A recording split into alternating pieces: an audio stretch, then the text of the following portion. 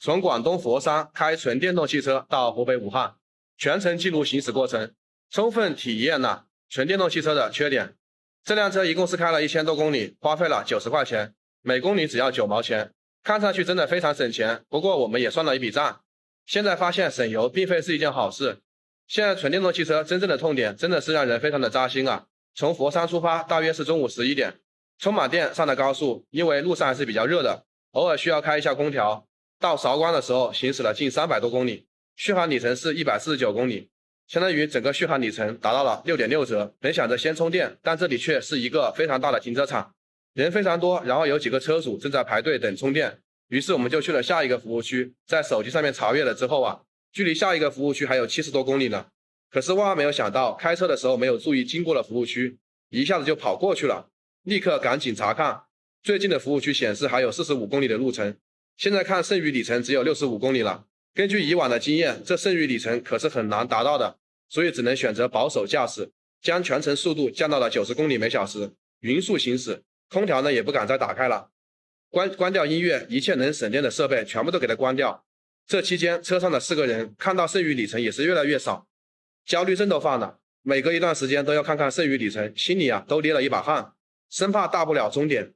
到最后呢，还是只能把车速降到了80，打开双闪跑到那个慢车道，幸好最后还是坚持到了服务区，真的是一路提心吊胆啊！看到续航里程还是200公里的时候啊，第一呢直接想到就是充电，只有充电充满电才有安全感。如此远的距离1000多公里啊，轮流充电4次才能搞满电，中途有2个服务区需要排队充电，大约排了2个小时，2个小时每次充电几乎都要3个小时以上，以至于原本只需要12小时的路程就可以达到，我们却开了36个多小时。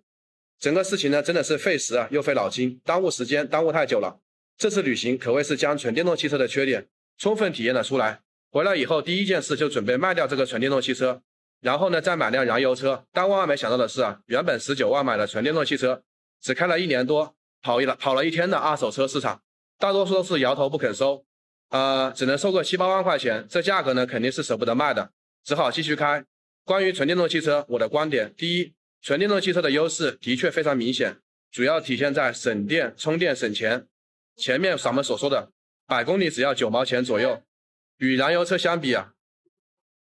，100公里都是10块钱以上的纯电动汽车，是不是？第二呢，就是优异的这个机驱动，能够快速的持续的启动，在加速、超车、爬坡等场景下，动力性能完全是远超其他同级别的燃油车，甚至可以说20万的纯电动汽车完全可以媲美40万的燃油车。第三就是平顺的良好的电机驱动，没有明显的抖动，噪音小，乘车很安静，科技感十足。内置方面自然咱们就不用说，座椅上面还有加湿，还有加热加温度，可以说是非常的舒适舒服。当然在城区内还可以享受绿牌不限号，特别在武汉经过长江大桥的时候，还是有很多1、2线城市的车的首选。虽然说有优势非常明显，缺点也是选汽车的关键。对于纯电动汽车来说，续航问题依然是目前最大的问题，而续航关键在于充电里程的长短。如果说像加油站一样，到处都是充电点，每次充10分钟就能跑个1000公里以上，续航问题就可以得到解决。以官方续航里程为600公里的纯电动汽车而言，